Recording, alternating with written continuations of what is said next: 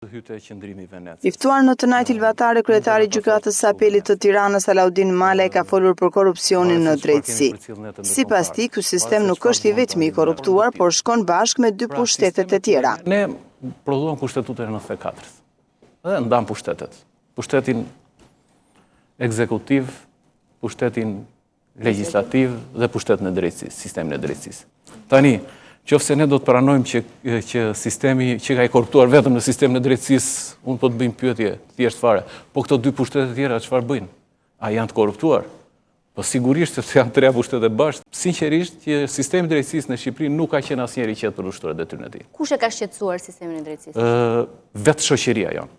Përsa i përket reformës në drejtësi, kreu i gjykatës së apelit ka thënë se ajo ka nisur me bujë të madhe, por dokumenti analitik që ka prodhuar ka qenë qesharak.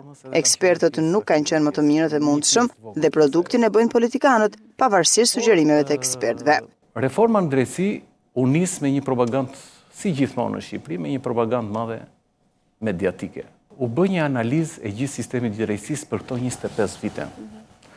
Qesharake më duk mua fakt ajo analiza për 25 vite. Se shqiptarët i dinin problemet që kishin me sistemin e drejtësisë. Po nuk e pashte kjo analiza, pse nuk mori iniciativën një politikan ose kryetari i Komisionit Ligjeve që të bënte vetëm një arsyetim të thjeshtë. Kush janë shkaqet që kanë çuar këtë sistem drejtësisë në këtë analizë të fuqishme? S'kan interes, sigurisht. Se po të kishin interes, do të gjeni shkaqet dhe do të bëni reformën të bazuar mbi shkaqet ligjore, jo mbi anët e mimet. Unë kam të 2 rezervat e mia, edhe me ekspertët, edhe me produktin. Përsa i përket ekspertëve, nuk mund të i konsiderojmë ekspert lartë, sepse drejtësia në Shqipëri njerë njerëz tjerë, cilët janë shumë më të zhvilluar në anën profesionale. Vallë produkti që doli, a e bën këta ekspert? Se po na del tani në të tëra mediat, edhe të tëra opinionin publik, po na del që gjysma e këtyre ekspertëve nuk e dinin fare këtë që ka dalë si reformë. Zbatimi i ligjit në Shqipëri është në nivelin minimal të tij. Kjo sepse ka gjyqtarë të cilët marrin lejë tek deputeti i radhës për të dhënë vendime, është shprehur zoti Malaj. Ne gjyqsojnë e prish ajo kategori gjyqtarësh e cila ka markim politikën.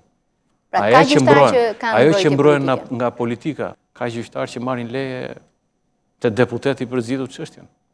Te ky tjetri që s'ka ndodhur parë ndonjëherë. Sot niveli i zbatimit ligjit në Shqipëri ka arritur nivelin më minimal. Një tjetër shqetësim që ka ngritur Alaudin Malaj ka qenë siguria e jetës së gjyqtarëve. Ai është shprehur se gjyqtarët nuk kanë më garanci për jetën dhe se policia nuk i mbron siç duhet. Problemi është te garancia.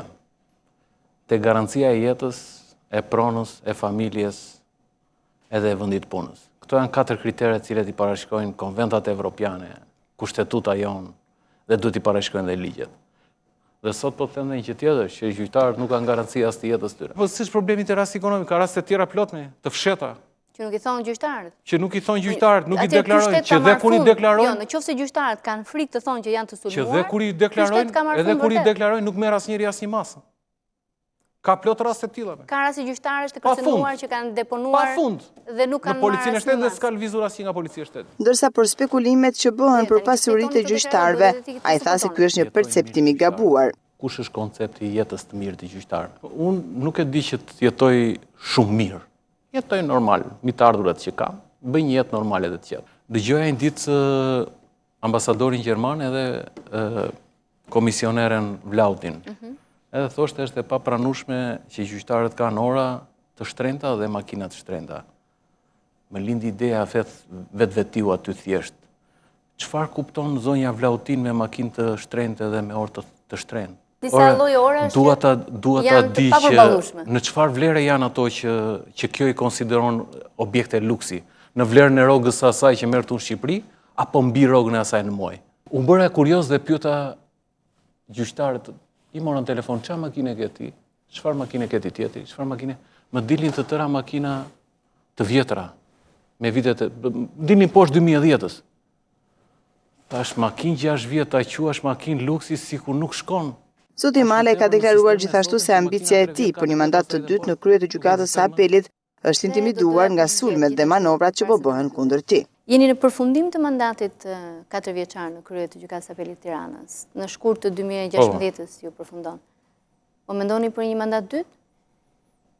Nuk e kam ende, sepse Shqipëria ka një fatkeqësi të madhe. Intelektualët e mirëfillt, njerëzit cilët duan të punojnë, cilët e kanë një jetën të lidhur me shtetin, nuk i lejnë, ta i pengojnë. Dhe sigurisht përdorin ato manovra që kanë bërë Krashime. Kjo është një pjesë e kësaj historie që për mua shumë e shëmtuar. Pra po mendoni që duke hapur një çështje ndaj jush, sigurisht që po me eliminojnë në pjesën atë. Ju i keni të pamundur kandidoni nëse është çështja e hapur? Absolutisht që s'është e pamundur. Nuk është e pamundur. Po e mendoni, por në një farë mënyrë ndjeheni intimiduar. Ndihem shumë intimiduar për punën cilët i kam sjell, për përparësitë që i kam sjell asaj gjykate dhe për zhvillimin që i kam sjell asaj gjykate, për fajsimin që dinjitos që i kam bërë atë institucionit.